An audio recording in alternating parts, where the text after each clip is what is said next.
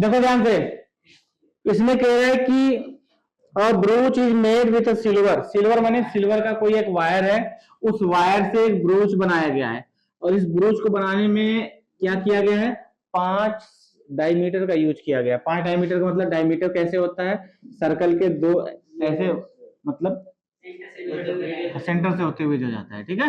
ये हमारा 2 5, ठीक है।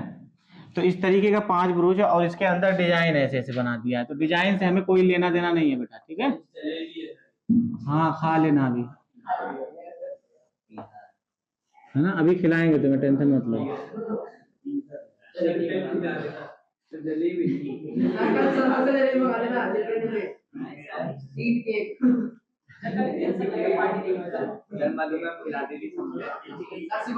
मैं तो मधु मैम थी, मैं सर हूँ।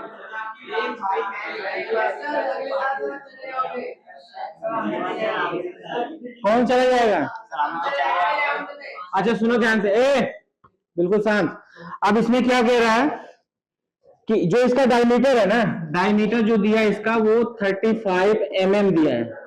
इसका रेडियस कितना हो जाएगा, 35/2 mm, मिलीमीटर में दिया है, ठीक है। अब ये इसका टोटल कितने सेक्टर हो गए बेटा, 10 सेक्टर हो गए। तो किसी एक सेक्टर को मैं क्या कर रहा हूं, जूम कर रहा हूं। जूम कर ले ऐसे करके,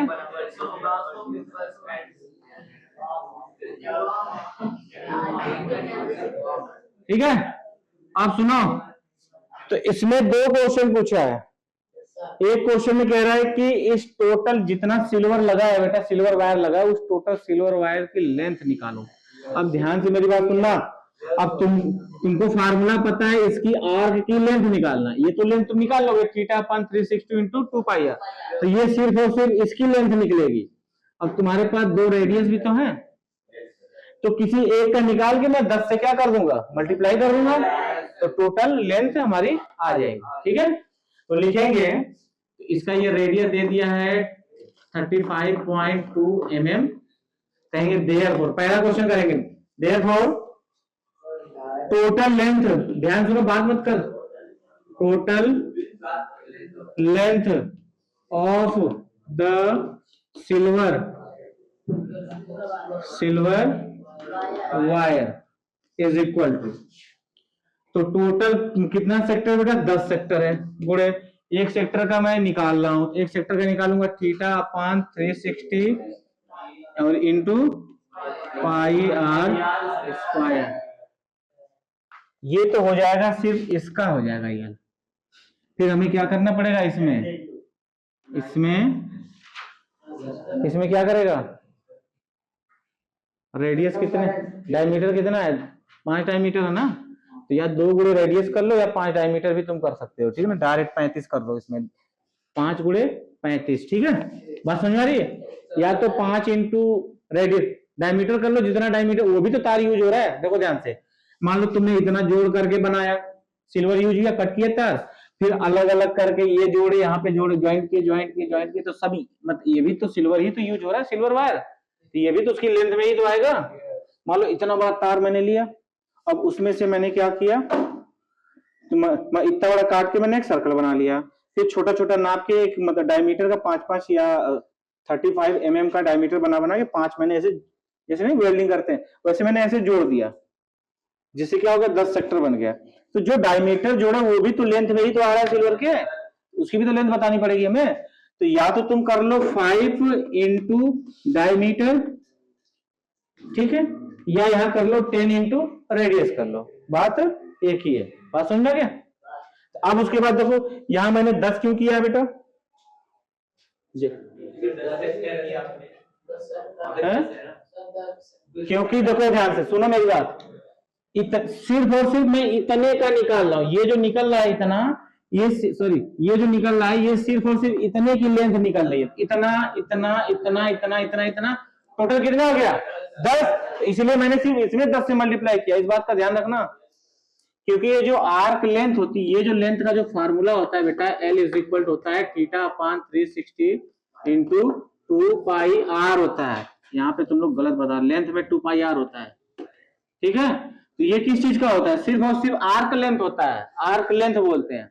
तो अगर मुझे इतना इतना पता लग जाएगा, मैं उसमें डायमीटर जोड़ दूंगा, टोटल वायर मेरा निकल जाएगा। बात समझ में आ गई? अब जरा ध्यान देखो, ये हो जाएगा 10 इंटू थीटा का वैल्यू कितना है।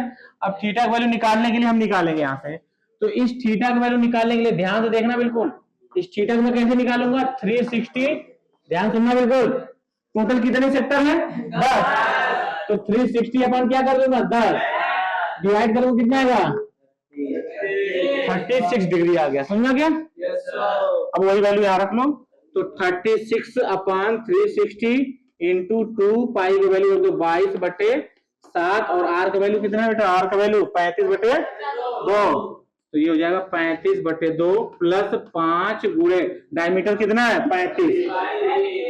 यहाँ तक अगर किसी बच्चे कोई डाउट हो तो पूछ सकता है।